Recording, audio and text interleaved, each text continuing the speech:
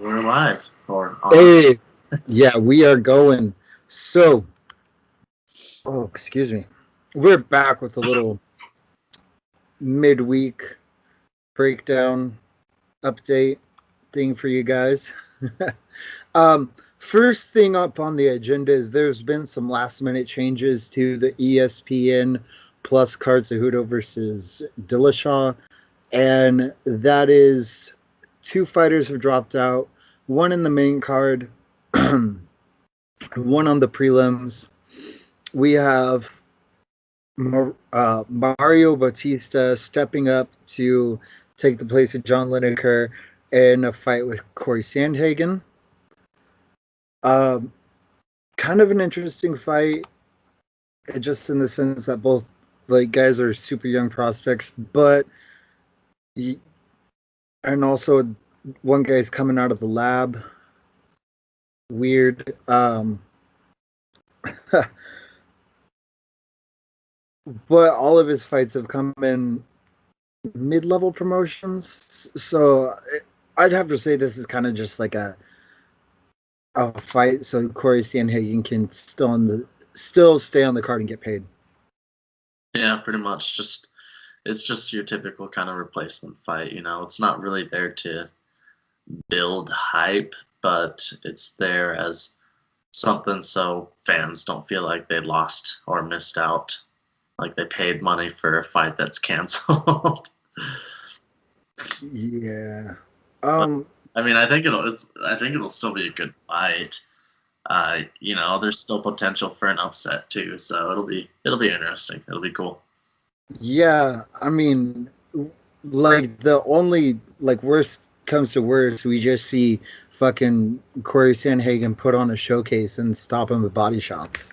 Right. And I'm always down to see somebody get stopped with body shots. Yeah, no complaint, really. I love the freaking the rise in body shot KOs and TKOs and stuff that we've been seeing.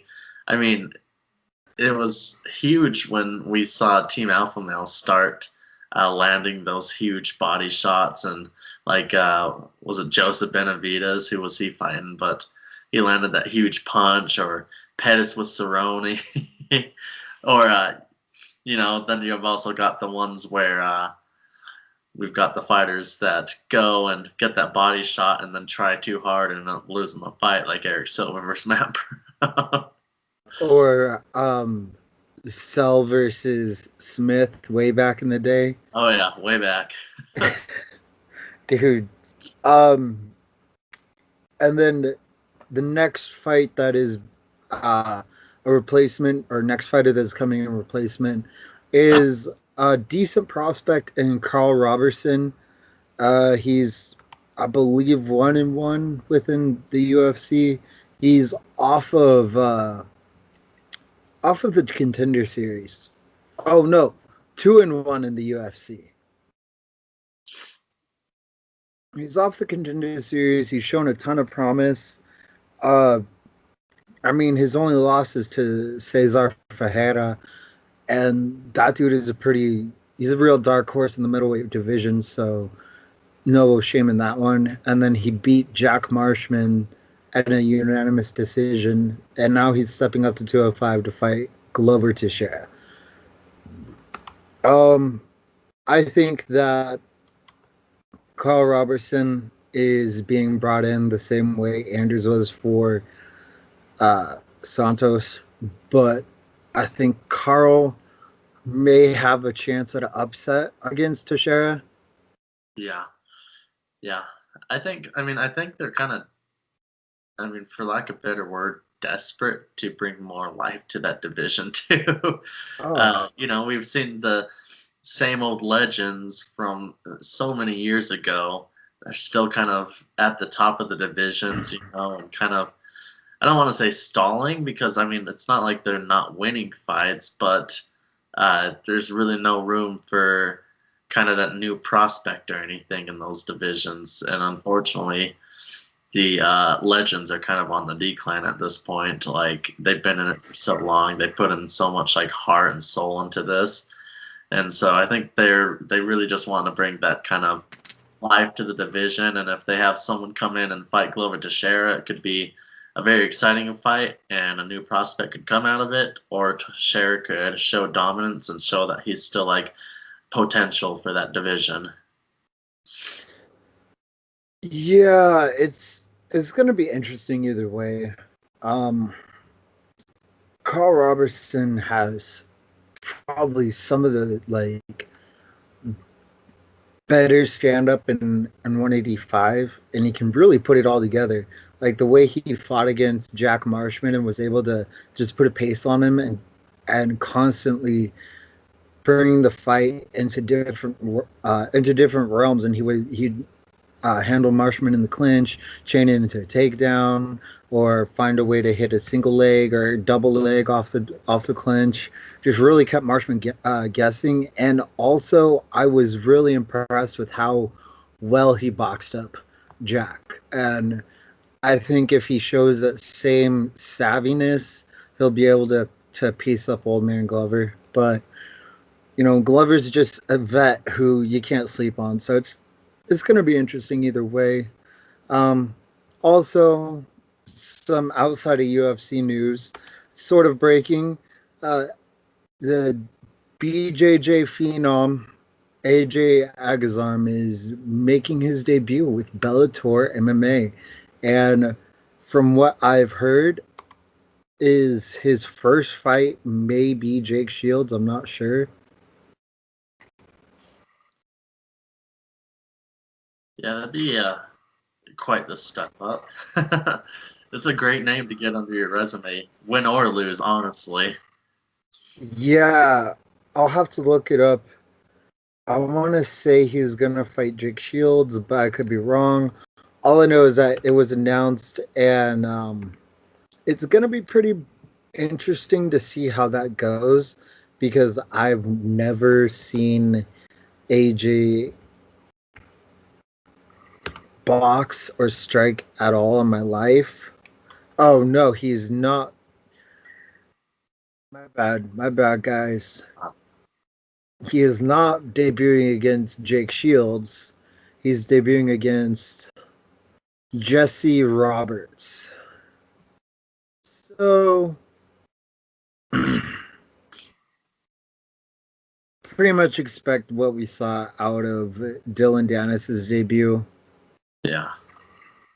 Probably with a little better striking because I've been kind of following AJ on Instagram, and he's been showing a lot of stuff out of a Wildcard Boxing Gym. So I'm interested to see how that goes for him. Like maybe he comes out with some like solid hands, like the way Brian Hall has like those uh dope like leap in almost like side oblique kicks or hook kick. Right. He has crazy kicks for BJJ guys, so maybe we'll see that. Who knows? I'm not sure, but I think eventually I would like to see fucking AJ and Dylan Dennis fight just for the title of most hated people in combat sports. Like I Yeah. would I would make a GoFundMe to put together a belt just for that fight. Yeah, at this point, I would just love to watch Dylan Dennis lose. I don't even care who would ASAP beat. Oh my god, right? Can we see Dennis versus Michael Venom Page? Like I'll settle for that. Right? Yeah, I can't stand MVP, but if it's against Dennis, I'll cheer him on all fucking day. Right. I could see it now. Like fucking Michael Venom Page pulls out of the daily fights, and then like 2 or 3 months later they announce MVP versus Dennis. Right? I'll take it. You know what? I'll live with that. It's given us something. So we finally got some questions. Let's. I was gonna say have you read them off, and we'll talk about them. All right, so our first question is from Waylon Thacker. His question is, if Smith beats Jones, would it be the biggest upset in UFC history? So I would say it would tie if not slightly surpass GSP in Sarah when Sarah just knocked out. Well, actually didn't knock out GSP, but make GSP tap out to strikes. Yeah, yeah. I mean, it's kind of tough. It's hard to really say what the biggest upsets in history are because I mean, you've got the numbers, of course, but then you've got what the like real legit MMA like fans and stuff are believing. Like a lot of people didn't think Chris Weidman versus Anderson Silva was an upset, but then like on paper and stuff, it's a huge upset. But you had a lot of fighters saying Chris Weidman was obviously going to win. You know, whether you believe he won straight edge. I mean, what am I looking for? Straight edged. Whether you believe he really won or believe it was a fluke, I guess would be the way to put it. But yeah, that's a tough one because for me, Jones definitely at this point has the bigger legacy than GSP had at that point of the fight. But Smith also has a lot more going for him than Sarah really did at that point in the fight too. Because I mean, Smith is just tearing through, and he's got so many freaking fights, like we were talking about earlier. And Yeah, I believe over 50 fights. He's like 44 and something. yeah, I mean, he's a veteran for sure. As young as he is, he's a definite veteran. And I think a lot of people don't realize he is just because, you know, he doesn't have like a huge name yet. But Sarah was like just coming off of Tough. Like to a lot of people, it was almost a joke that the winner of Tough was getting a title shot. Yeah, and oh no, he's 31 and 13, but still, like, he's got massive experience for only being 30 years old. Yeah, that's insane. He's not even hit his prime yet. Yeah. He's got, but and also the thing about Sarah, the reason why it was such a big upset is because he was coming into Tough off of being cut out of the UFC. So like that, there was so much stacked up against Sarah that like by normal Vegas odds in any other sport, he would not have won. Yeah, pretty much. I mean, it's just, yeah, that's kind of a hard thing to beat as far as upsets go. Uh, for me personally, I think in my mind, the biggest upset to a lot of people, even though I totally thought he was going to win, was Dillashaw versus Barao. And I made a lot of money off that fight, so I'm totally okay with the upset too. But, you know, that was a huge underdog fight, and he's fighting. He's not even like, I think he was like number 5 in his division, and Barao was number 1 pound for pound at that time. Yeah, And Dillashaw was like still on the prelims at the time. yeah, yeah, and he just happened to get that fight. And Brow, of course, number 1 pound for pound, hasn't lost in like what 32 fights or something like that. And yeah, that was a huge upset because the way Dillashaw came in and dominated it. It wasn't just like lucky. I mean, not that any strike to me is really a lucky strike, but you know, anything can happen in the cage. But what happened there was just total annihilation the whole fight. I know a lot of people think that Holmes versus Rousey was the biggest upset too. But That was a big one, but also I think that like anybody who really knew striking and knew like game planning knew that Holly Holmes stood a good chance. And even I said that like after watching the second tape fight was that all you need is movement, solid boxing, and solid like clinch fighting to get yourself out of the clinch and not thrown. You can beat Ronda Rousey. Like I'm seeing, like when I was watching her fights, I was really seeing one dimension of the game, and everything she was doing was to get to that dimension. And today's women, you're seeing all sorts of aspects, and they're constantly adapting and changing in the middle of the fight. yeah, yeah, and a lot of people forget that like before Holmes fought in the UFC, everyone had her as the woman to beat Rousey. but then she fought like two boring decisions in the UFC, and suddenly everyone was like, "Oh, she's got no chance." Like, but no, she was picked by a lot of people before she even fought in the UFC to be the one to beat Rousey. The only reason suddenly it seemed like she had no chance was because she had some decisions, which it happens to the best. So, yeah, I personally didn't think that was a huge upset, but a lot of people still do. Maybe you could call them casuals, maybe not. I know there's just some hardcore Rousey fans that were shocked too.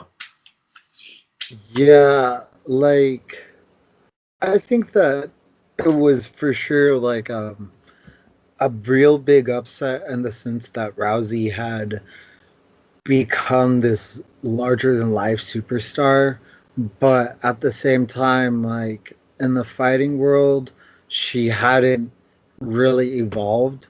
And like women's MMA is still catching up to where men's MMA is at, just because women haven't had the ability to fight on a big stage and find consistent fights so they can constantly evolve their sport like we saw with MMA, like we saw in men's MMA. Yeah. But I think that like now we're seeing with women like Amanda who finally put the torch away. But I mean, anybody who thought Rousey had a chance against Amanda was smoking super good crack.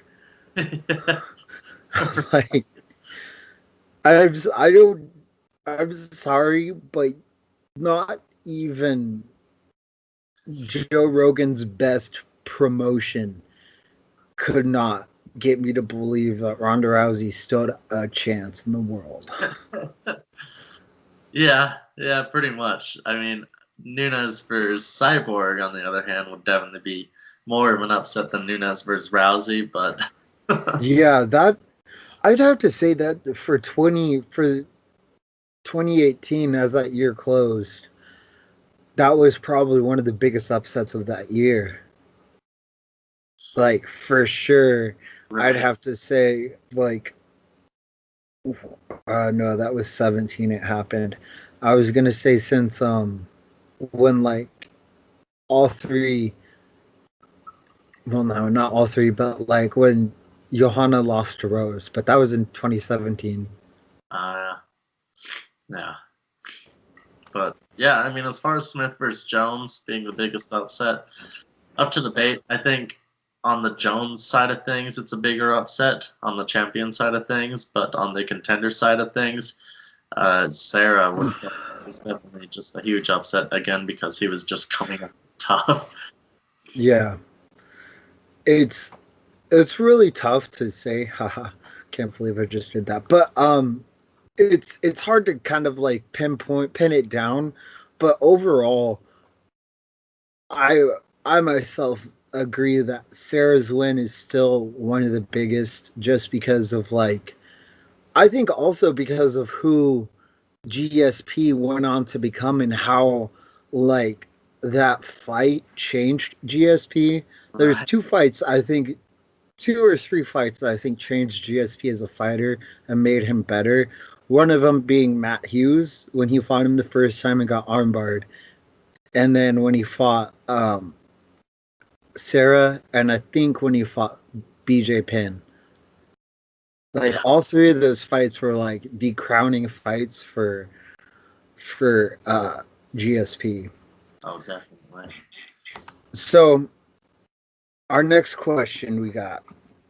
But we've got a question from a Eugene Avocado.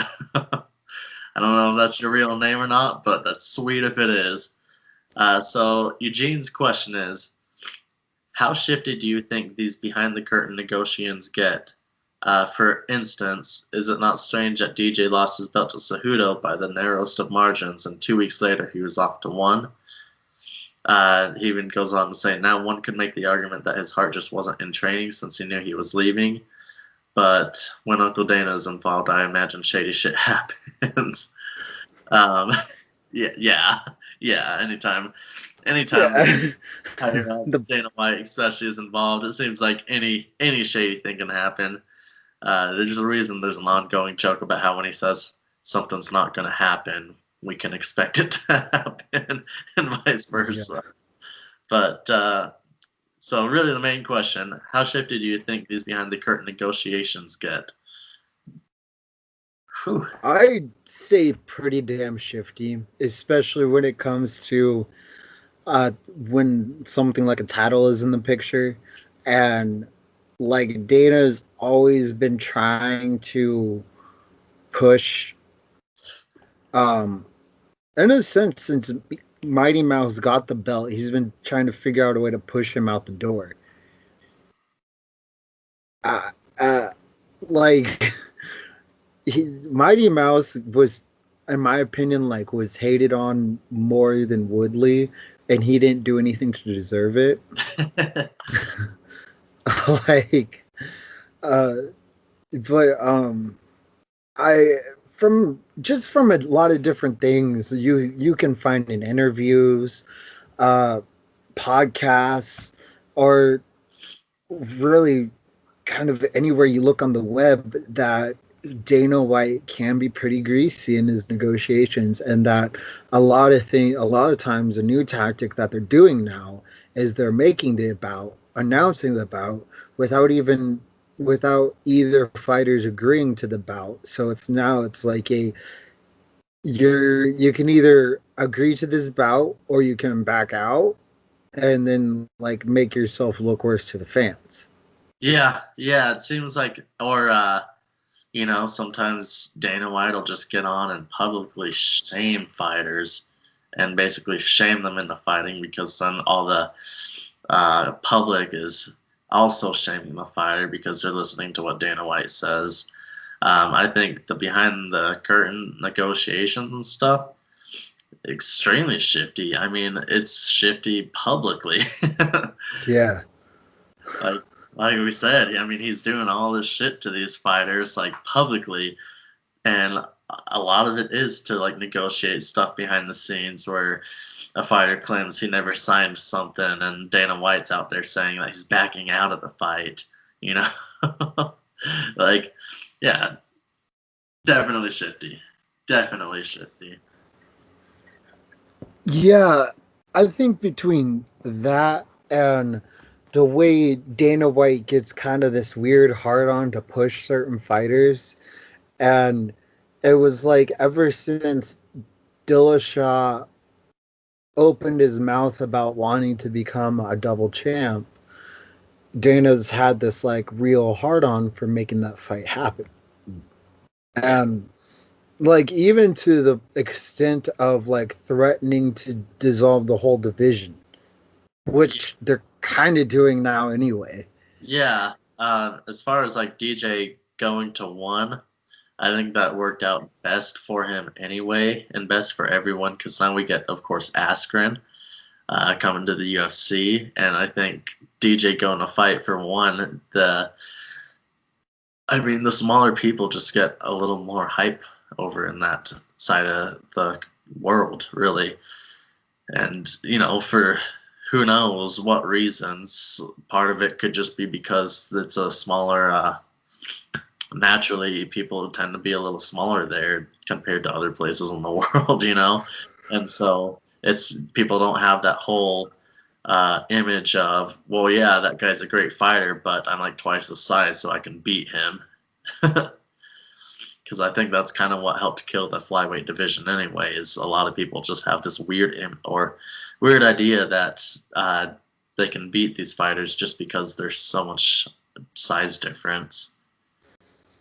Yeah, that size difference has always been, I think, was always the reason why it took so long for the lighter weight classes to get over with the mainstream. Like Uriah Faber had to hustle his ass off to get over with the mainstream crowd. It wasn't easy. Like we look back at it and talk about like, oh yeah, without Uriah Faber, all the lighter guys wouldn't be around or in WC or whatever. But like we don't realize how like extensive his like body of work he put in to get to that. Like, and it's kind of like a bummer to see because like in my opinion, I think there are some extremely technical fighters in these lower weight classes, and you see, depending on the matchup, I think the lower the weight class, the more styles become a bigger factor. Yeah, and the more technical you tend to see these people either, or also, you know, one could arguably say even though the flyweight division wasn't as stacked as like the heavyweight division, like if you take a look at the skills of the fighters compared to some of those heavier guys, I'd definitely say it's just as stacked. It's just the names aren't known. Yeah, that's really where it's at. And also when it comes to things like negotiations, it's hard to try and get yourself moving up and down when they're forced, like when they put you in positions like they put DJ in. And like as soon as they had DJ out the door, they knew they could get Cejudo to accept this title fight right away. Like Cejudo's a company man. DJ was never really that much of a company man. Like, yeah, he would fight and do what he had to do, but he would never, like, I think he would never put himself in like compromising scenarios as a champion, like business wise. And I don't think Dana liked that very much. No, not at all. Yeah, so I mean, overall answer, how shifty do we think it is? Extremely. So Extreme. shifty. Like, yeah, there's probably some up and up stuff that happens, but once it gets to title shots, I'd have to say things get dirty, super dirty. All right. Um, So, breaking news. So we got a little breaking news report, guys. Uh this is actually one that I'm excited to break. Stephen Thompson versus Anthony Pettis is in the work for UFC Nashville. yeah, that's insane. I mean, Pettis has been kind of fighting for that on Instagram, on social media. If you follow him, Ooh, you would see it. It's really cool stylistically. My issue is Pettis has been complaining about how he's too small for lightweight. And I mean, that's why he dropped down to featherweight, is because he felt he was just too small and wasn't strong enough to fight the lightweight guys because a lot of them were so much bigger. Now he's going up to welterweight. though, like I'd have to say he looked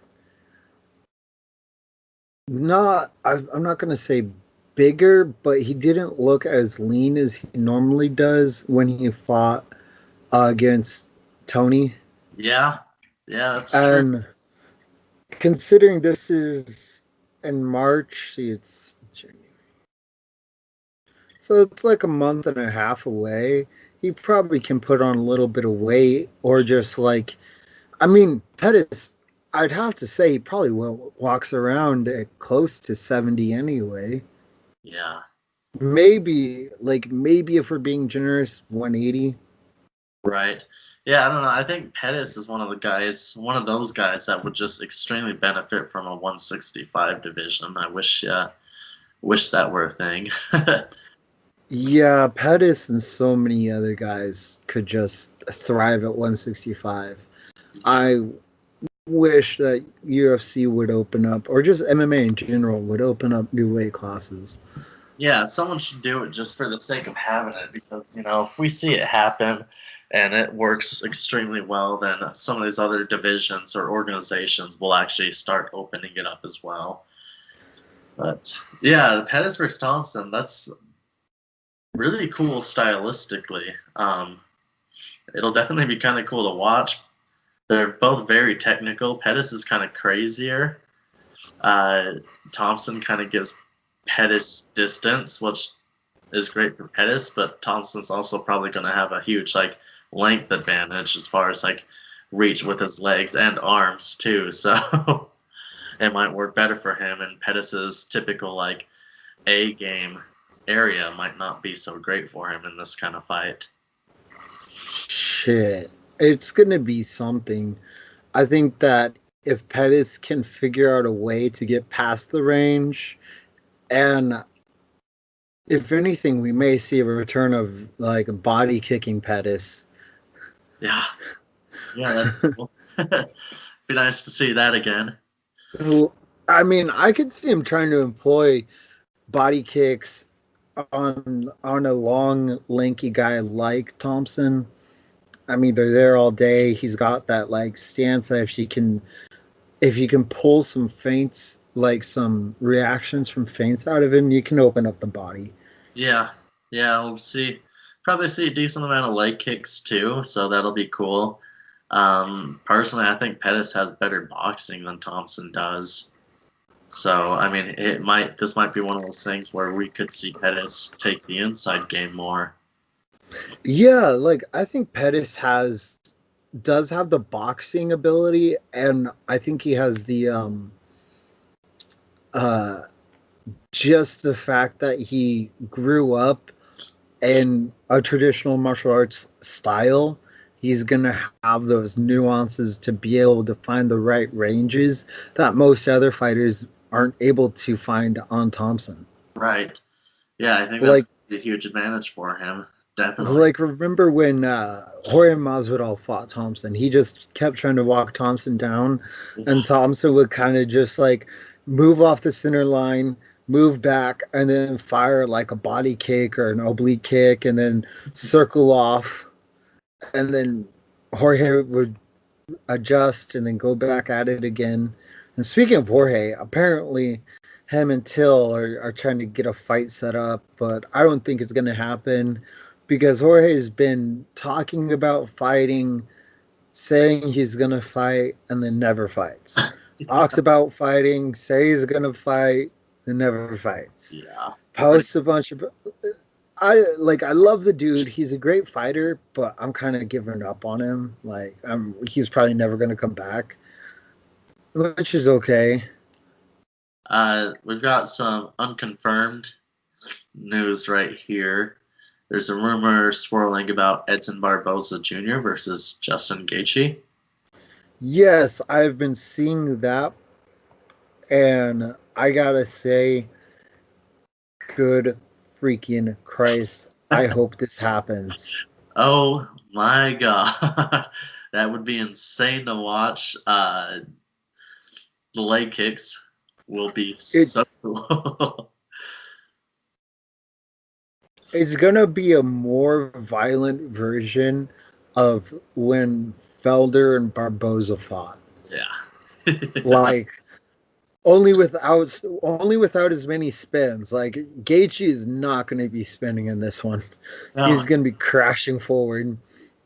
Yeah, and we'll see. I mean, Barboza probably won't be able to spin much either because Gaethje's going to have so much ridiculous pressure.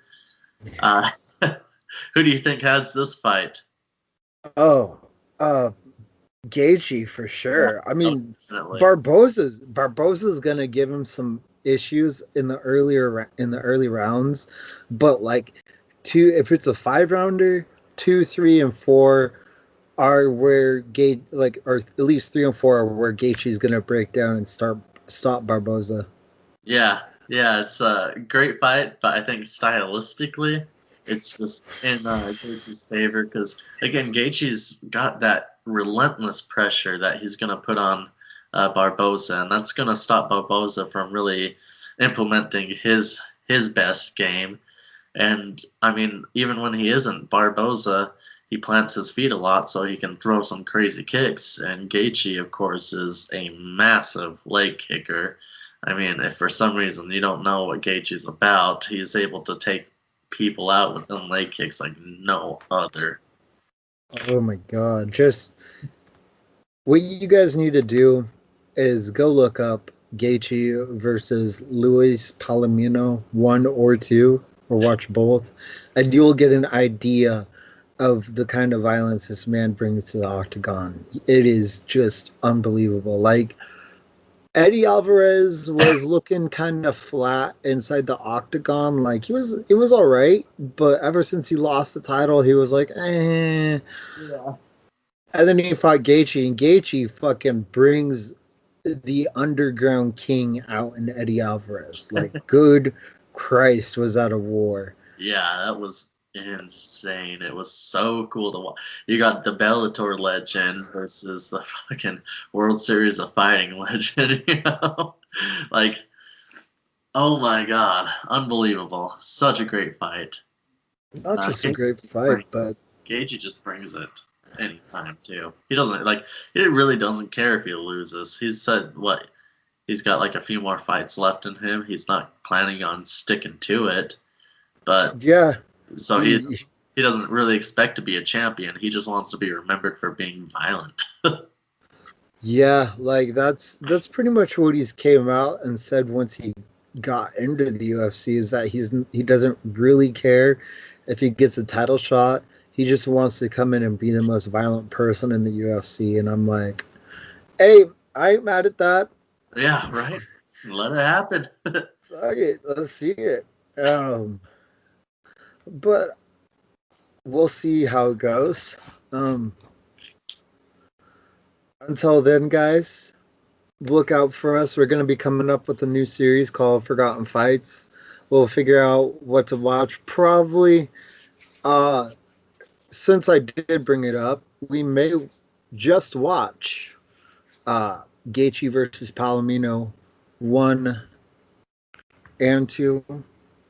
We'll see how it goes. Yeah, we'll see. Until then, we'll catch you guys later.